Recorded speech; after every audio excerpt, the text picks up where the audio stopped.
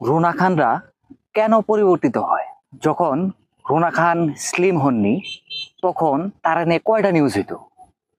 তার খোঁজ খবর কে রাখতো? ওনারা বাঁচলো কি মরলো তাতে কি আপনার আর আমার কিছু আসা যায়? আমার মনে হয় না। কন্টেন্ট ক্রিয়েটের ক্ষেত্রে মানহীন এবং মানসম্মত দুইটা প্রশ্ন আসে।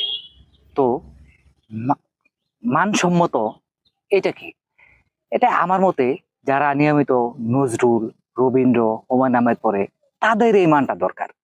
কিন্তু স্বাভাবিক অর্থে আমাদের এই সংখ্যাটা খুবই কম। বরঞ্চ এই ধরনের সংখ্যা বেশি যে কি মিষ্টি খাওয়াইলা বুবলি, সাকিব রেনা খাওয়ায় আমারে, অথবা এ কি ড্রেস পরলেন রুনা খান, এ যেন এক ওরফি জাবেদ। এই ধরনের কন্টেন্ট ক্রিয়েটরের ক্লিকের সংখ্যা কিন্তু আমাদের বেশি।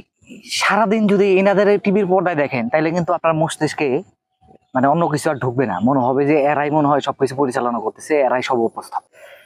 ইনারা কিন্তু তথাকথিত স্টার্টিং টাইমে, বিগিনিং টাইমে কিন্তু খুব ভদ্র হয়ে চলতেন। দেখেন ওই যে সিসিমপুর, কত নম্র ভদ্র হয়ে চলতেন।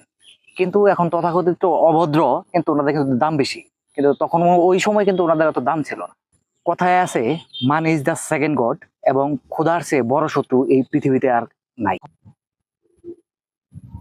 যখন আপনি শালীন পোস্ট করবেন এবং একটু দুষ্টু পোস্ট করবেন, দুইটার একটু কম্পেয়ার করবেন। যখন আপনি শালীন পোস্ট করবেন তখন দেখবেন যে আপনার কয়টা রিয়াক্ট আসে, এবং একটু দুষ্টু পোস্ট করলে কয়টা রিয়াক্ট আসে। আপনি যদি সারাদিন দুষ্টু পোস্টে লাইক, কমেন্ট বা গালিও দেন তাইলেও কিন্তু ওগুলো আপনার সামনে আসবে, কারণ ফেসবুক চলে অ্যালগরিদমে। আপনার এই শালীনতা পোস্ট আপনার সামনে আসবে না। দুষ্টু পোস্ট আপনি দেখেন বেশি, এর জন্য ফেসবুক আপনাকে দেখায়ও এটা বেশি। গালি দিয়ে দেখেন, তারপর তো দেখেন, এর জন্য আপনাকে বেশি দেখেন।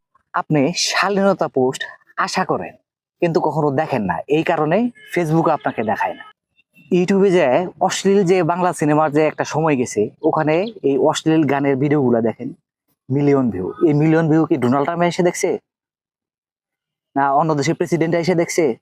কে দেখছে এগুলো? কিন্তু আপনি, আমি, আমরাই দেখছি এগুলো। হ্যাঁ, আপনি কন্ট্রোভার্সি ছাড়াও উঠতে পারবেন, তবে সেই ক্ষেত্রে আপনাকে সময় ব্যয় করতে হবে 10-15 বছর। যেরকম আমি উদাহরণ হিসেবে দুজন মানুষের নামটা নিই, আফরান নিশু, মেহেজাবিন, এরা। এটারও কিন্তু কোনো গ্যারান্টি নেই। আগে যারা ছিল, লিটু আনাম, তৌকির আহমেদ, বিপাশা হায়াত, সুমি কাউসার, এরা যারা ছিল তারা কিন্তু এখন আর আলোচনায় নাই। তবে এইটা আমি শিওর, হ্যাঁ, যদি এই রুনা খানের মতো ড্রেস পরে আসতো আর এই স্টেজে যে ডিগবাজি দিত, তাহলে বর্তমান যারা সমালোচনায় আসছেন তাদের সাথে 1000 গুণ বেশি সমালোচনায় তারা থাকতে পারতেন। তাদের হয়তো সাইড ইনকাম আছে, এর জন্য তারা সরে গেছে, কিন্তু এই যে রুনা খানের মতো এদের কিন্তু সাইড ইনকাম নাই। কারণ আমরা গালি দেই, কিন্তু আবার ঠিক এগুলাতেই ক্লিক করে আমরা দেখি।